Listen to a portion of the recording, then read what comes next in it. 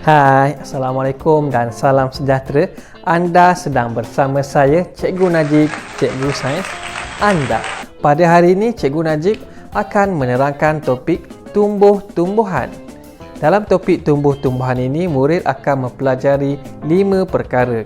Yang pertama, gerak balas tumbuh-tumbuhan. Yang kedua, fotosintesis. Yang ketiga, keperluan proses fotosintesis. Yang keempat, hasil proses fotosintesis. Yang terakhir, kepentingan fotosintesis kepada hidupan.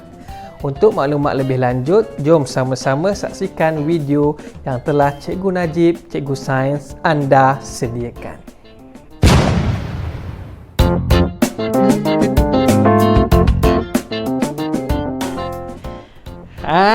Assalamualaikum dan selamat sejahtera kepada semua warga Malaysia pada hari ini.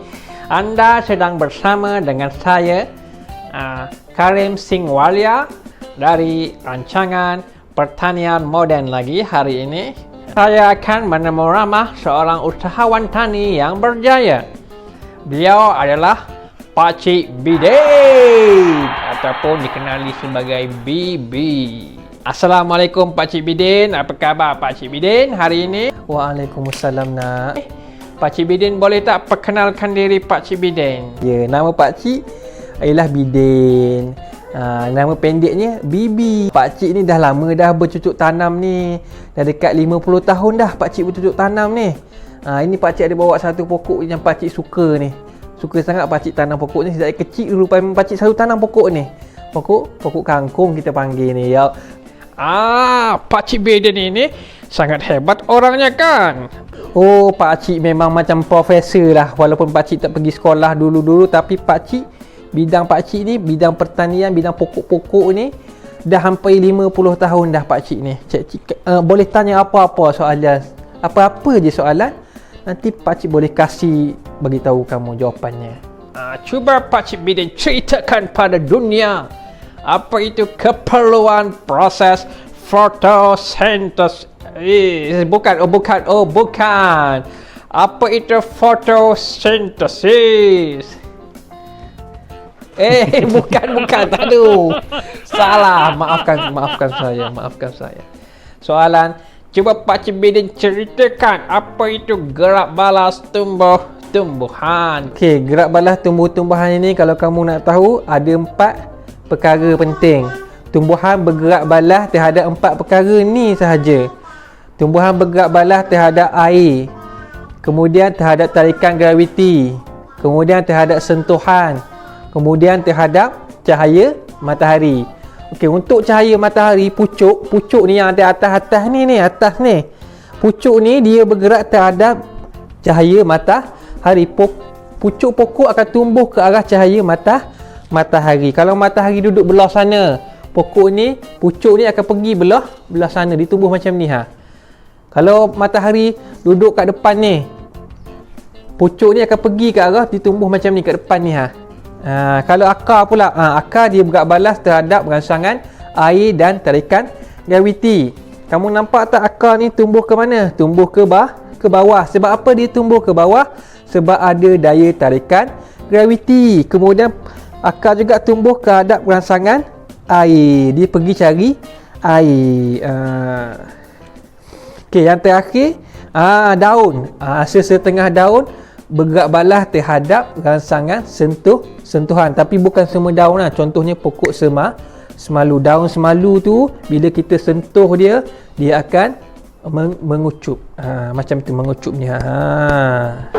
Oh, begitu ya Pakcik Bidin ya. Saya pun baru tahu apa itu gerak balas tumbuh-tumbuhan. Soalan yang seterusnya Pakcik Bidin, sila terangkan apa itu. Soalan ini susah sikit ni Pakcik Bidin. Apa itu fotosintesis? Pokok ini dia tak menyusahkan orang. Dia boleh hasilkan makanannya sendiri. Kalau manusia tak boleh hasilkan makanannya sendiri, tapi pokok ni boleh hasilkan makanannya sendiri. Ada satu proses, Pakcik lupa nama dia apa ni. Biar Pakcik fikir sekejap. Pakcik dah ingat dah. Nama proses tu fotosintesis. Fotosintesis tu maksudnya pokok ni boleh hasilkan makanan dia sendiri.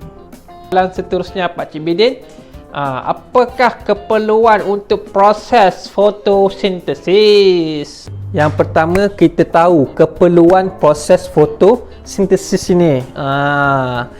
Apa pokok ni perlukan untuk buat proses fotosintesis? Yang pertama, cahaya matahari. Yang kedua, karbon dioksida. Yang ketiga, air. Yang keempat apa? Yang keempat tu klorofil. Klorofil tu tahu tak apa dia? Klorofil ni bahan yang berwarna hijau pada tumbuhan. Tengok daun ini, pokok ni warna hijau sebab ada klorofil. Tapi ada juga pokok yang tidak ada warna hijau, tumbuh-tumbuhannya tidak ada warna hijau, tetapi dia boleh menghasilkan proses fotosintesis jika dia ada klorofil. Bagus penerangan Encik Bidin ini. Bagus, sangat bagus. Saya telah faham apakah keperluan proses fotosintesis. Jadi bila kita dah tahu apa keperluan proses fotosintesis, kita mesti nak tahu apa itu hasil proses fotosintesis. Bagus soalan tu, Pak Cik suka sangat soalan tu. Selalu keluar UPSR dulu tu. Jadi dengar betul-betul lah Pak Cik nak bagi tahu ni. Apa hasil fotosintesis? Okey. Macam ni lah Pak Cik cerita senang-senang saja supaya kamu boleh faham. Klorofil ada pada tumbuhan, dia akan serap cahaya matahari. Dia serap cahaya matahari. Bila matahari ada, klorofil ni serap cahaya matahari. Itu suara anak pakcik tu. Dia suka dengar suara pakcik ni. Okey, cahaya matahari, klorofil serap. Lepas tu dia tukarkan air serta karbon dioksida kepada glukosa dan oksigen. Okey. Kemudian glukosa ni dekat pokok ni salinglah bergabung antara satu sama lain untuk membentuk kanji. Kanji tersimpan pada bahagian tumbuh-tumbuhan seperti daun, batang pokok, akar, biji benih, bunga dan buah. Oh, itu rupanya hasil proses fotosintesis. Okey, soalan terakhir Pak Cik Bidin. Soalan terakhir lah ni.